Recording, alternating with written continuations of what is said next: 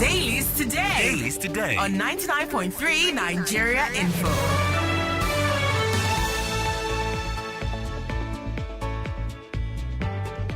.3 Nigeria Info. Good morning to you, Lagos, Nigeria. Welcome to Dailies Today, the very last edition for the week. I'm Sheriff Quadry. And I'm Jimi. Disu. Good morning. All right. You can watch this show on Facebook. You can also watch on YouTube. As you watch, drop your comments, and of course, share the live streams amongst your friends. And you can search for Nigeria Info 99.3 to be able to watch us online. Let's begin. We'll start with the Punch paper. FG gifts teenager who won Global English Contest 200,000 naira. Right. The federal government on Thursday gave the teenage Eagle Global Finance Competition girl, Nafisa Abdullahi, who came first globally in an English competition. She was given 200,000 naira. Now, remember, she emerged as a global winner in various categories of this prestigious academic competition recognized by the foundation. Okay, so in giving her the money, there was the special recognition ceremony. So it was that important in Abuja. And the Minister of Education, Dr. Tunji Alausa, one of the ministers of this government that I still know what they're doing,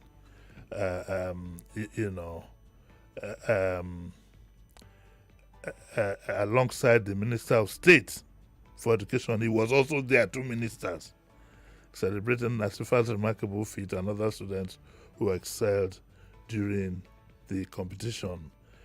They described Nafisa as a beacon of excellence and an inspiration to the Nigerian youth. Representing Nigeria through the Nigerian Tulip International College, Nafisa has shown more than 20,000 participants, and she came first from 69 countries, including native-speaking English nations, to clinch the world title. No big deal. When I say no big deal, I'm happy that she was recognized, and I'm happy that she was appreciated. But we cannot but now want to draw an inference between how the sports people were treated, who are given $100,000, who are given a house, and who are also given honorary titles. The question you will ask yourself is, where is the measurement in all this? I'm surprised at the Minister for Education, because he cannot say that he did not hear what happened to the footballers and what happened to the basketballers, who were also given the same thing. Whilst, yes, a lot of us criticize that, look, given the Nigerian circumstance, that what was given to footballers and whatever was a bit out of the ordinary.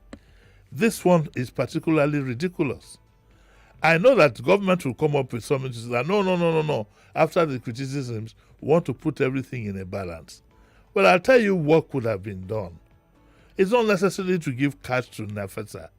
The federal government did not say they were going to give her a scholarship up to master's level.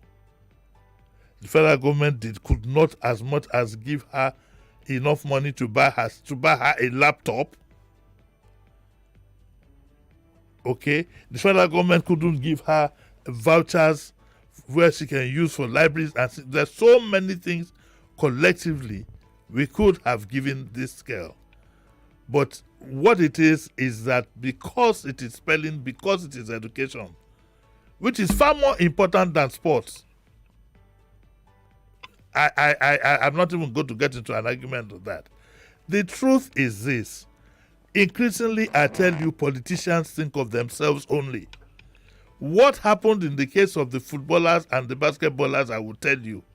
The APC in recent times, there's a feeling that they haven't been too popular with the Nigerian populace. So it was a good feel, whatever, a good PR move to throw in money as usual at what I consider the problem, to get the blessings of the people. It was something done to raise the ego of the government and the president. And then the basketballers came close by and they decided, let's do the same. So I wish that the government, was a big ceremony. Both the minister and the minister of state were at the event. Had they not been at the event, I would have said, okay, well, maybe they didn't attach too much importance to it. But this one is more important, to encourage our people to get education. I would have thought that the government would say, you can we'll give you a scholarship to go to any university in the world, and we will sponsor it. To ginger up and bring the best out of our Nigerian students. If we had 100 Nigerian students annually in Harvard, in Cambridge, in Oxford, no matter their economic circumstances, if we had, which was the idea behind the Gifted Children's program that we had one time that has now been truncated. Our politicians are selfish. It's always about themselves. The one of the footballers also there so that everybody can be happy. Unfortunately, it backfired. And so these are one of the things that make you very, very sad in the country that I live in. We don't think deeply. We are highly emotional. We're very extremely selfish. If you give her a scholarship now, she can't go side by side with the minister of this and the minister of that who has his children in the same university. Nigerians must one day liberate themselves from the hands of these people. We'll leave it at that for now. Okay, for now.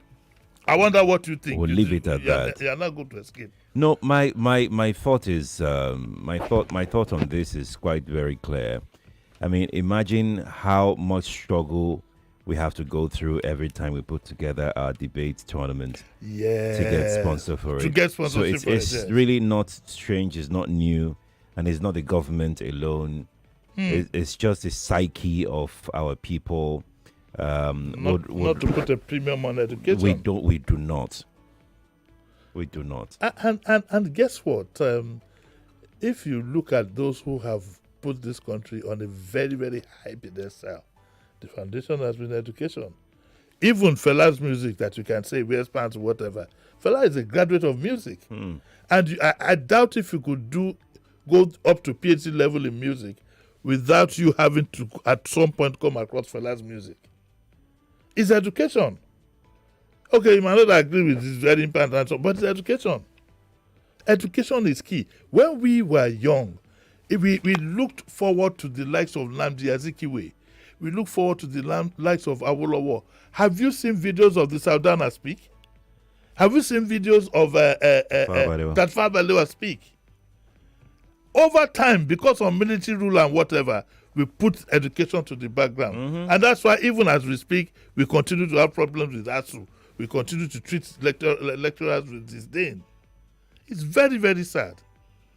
And I wonder how this country would ever make any progress.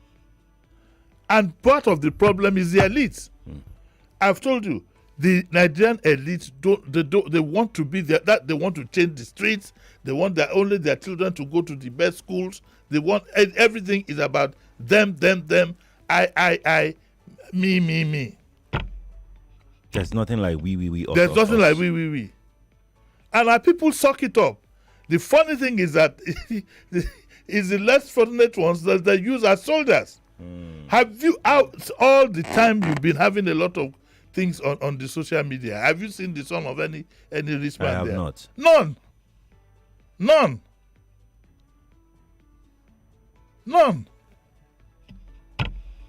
Yeah.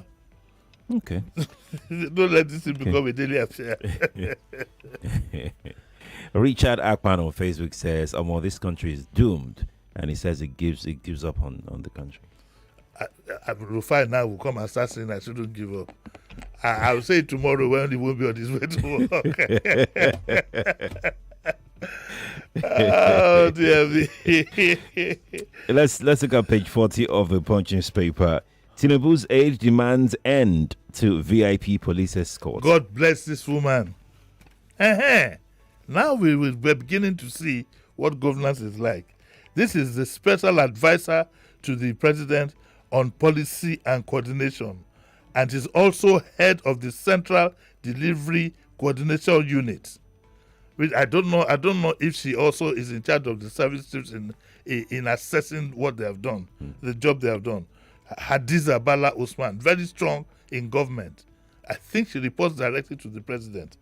And she says she has called for an end to the deployment of policemen as personal guards to very important personalities, VIP. Very important. Very important, but we call them vagabonds in power, but this is not Kalakuta. So this is coming from Aziza now. She said, look, it's about time. She was speaking yesterday in Abuja during the Ministry of Interior's performance retreat.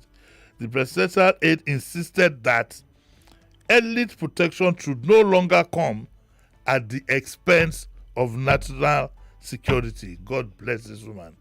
I don't know if she smokes. I've sent her a cigar. That's how to. That's a, But I don't think she does that. But Osman expressed concern over the diversion of police officers and specialized squads from other security agencies from critical security assignments to VIP escort duties. Somebody should cut this paper and send it to the NSA and send it to the Inspector General. If you live in Lagos, almost every VIP has one policeman or the other attached to him, or somebody mean-looking guy wearing dark suits and so on and so forth, running and panting all over the place. So according to her, this practice has overstretched the nation's security agencies and deprived ordinary Nigerians of needed protection. Listen, one of the most disturbing things for me is when VIPs arrive somewhere with so many policemen trailing them, while the areas that actually need security are left unattended. She said, we cannot continue to deploy police trained for anti-terrorism operations just to guard individuals in Ikoyi. No. That is wrong completely.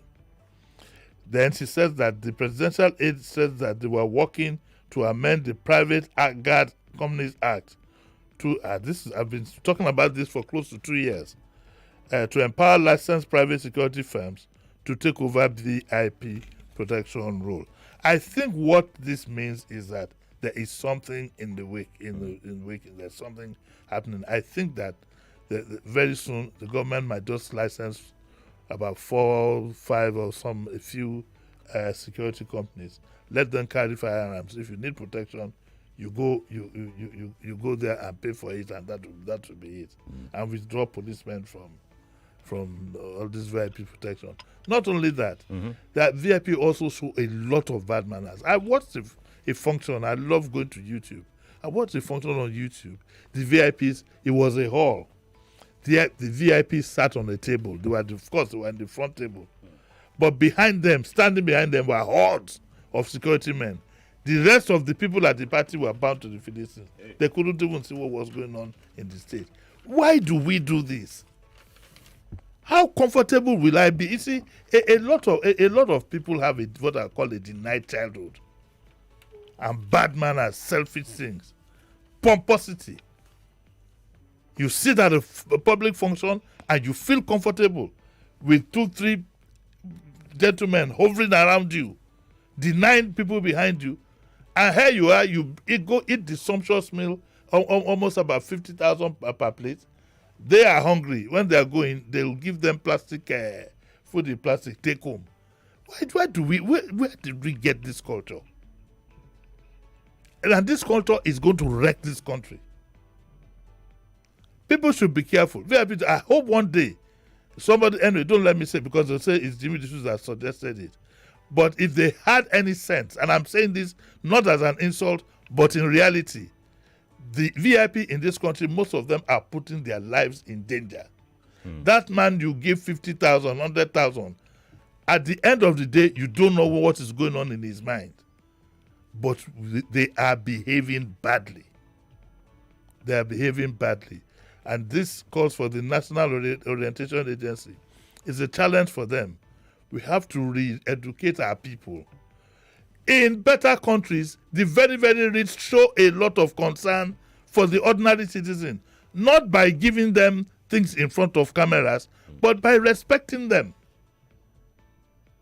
That's why a policeman will stop you and say, "Good morning, sir." Not because he thinks, but he wants to respect you as an individual. You are coming. He's still going to put the handcuff behind you. This way, sir. Could you please put your hands behind your back? Why the handcuff? That's the way it is done. We are brewing so much resentment in the way we carry ourselves in this country. And I have my fears that one day something will burst. Indeed. Let's go to page 10 of the Punch. I've got this story here that says, "My foreign trips to regain Nigeria's dignity." Tinubu. Well, yes, in a way, I agree with him. But also, he needs to prevail on his aides to be very careful and stop putting us to shame. The news we carried yesterday is now becoming one too many, where the president will go on a trip and you'll be feeding us falsehood about what actually took place. I think the president should note that. Most likely he has very good intentions, thinking that he wants to be the leader to get business into Nigeria. But he also must remember that he's the president. He's not an executive director of a corporation. He doesn't have to be you all the time. And one of the best strategies that would have helped him, he doesn't have ambassadors. I don't get it. Some of these things could be arranged at ambassadorial level. So that, because there are so many things, I believe, I've not been the president before, but there are so many things that need his attention on a daily basis. Nigeria is a country that has to be run hands-on. It has to be run, you can't afford, it has to be run hands-on. You have to look for what's going on every day and quickly intervene. But all said and done, that's what it says. It says the foreign trips are to regain Nigeria's dignity. I don't know which of the trips, so some are official, some he will just disappear. Some are health-based, only God knows. But I think it's important that it should go along with credibility. It is key. It becomes a downer. For example, if you've gone all the way to Japan, been welcomed, been honored, been done everything, and then at the last minute, your aides now get involved in falsehood. And another thing is, I'd like the president to please look at the protocol of travel. We look like a bunch of people who don't know what they're doing.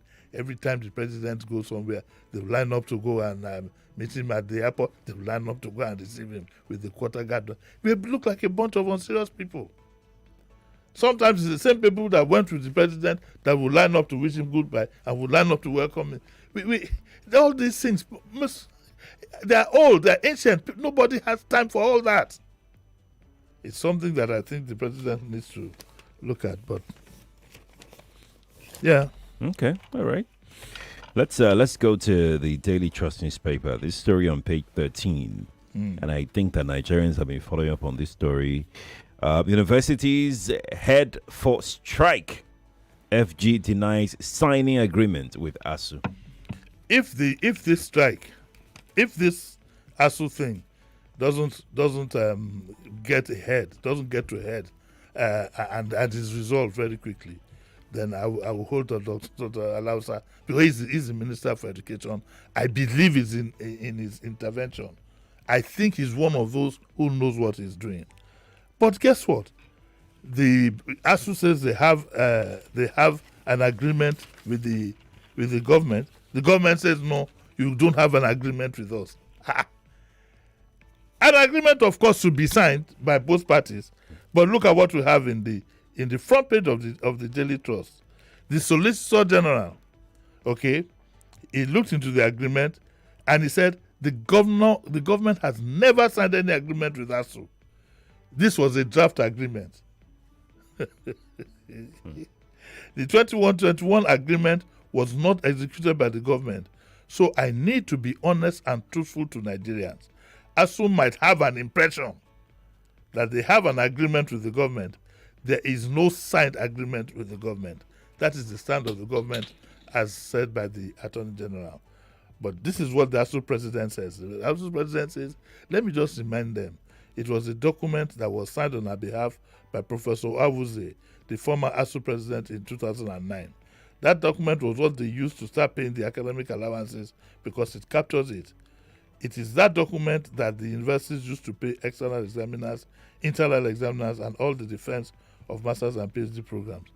But these are two adults. These two institutions have. When you have an agreement, you sign, and you have a copy. Mm-hmm. The government says that the copy is not signed. The ASUU president says he has an agreement, but he doesn't have a copy. Who will save this country, Sheriff? Anyway, whether they didn't have an agreement in the past, I would like Dr. Alausa, if it's going to take him 2 weeks, to sit down and solve this problem with us because our children are concerned. Not all of us can send our children to Cambridge and Oxford and all these other ones. They should sit down, sign an agreement, and publish the agreement. Let's see the signatures and move forward from there. Is that too much to ask? No, it's not. It's not too much. But look at how our country is run. A whole ASUU say they have an agreement, and then the whole federal government says there is no agreement. What we have is a draft. Is it that the draft was shown to ASUU and they went home? And they're supposed to sign it? So someone has the right information. Someone does not have the complete information. That's the way I see it. But at the end of the day, both people have been very careless. They've been careless. I remember that both sides are always being represented by their team. It's either sorry, Sheriff. It's either that they've been careless or somebody is playing games with us and with his ASUU people. But your government be the government of the day. They rogered him and he just disappeared. Just went away. And threw the draft to the boys. We are boys, that is it, and disappeared. This country. Daudu on Facebook says, I don't know why the agreement between ASUU and the federal government is this secretive. Seriously. I don't know. We should have moved past this strike thing. I don't know. So because by implication, the Solicitor General is telling the ASUU man, bring the agreement that you bring have, it, and let's see who signed it. Why?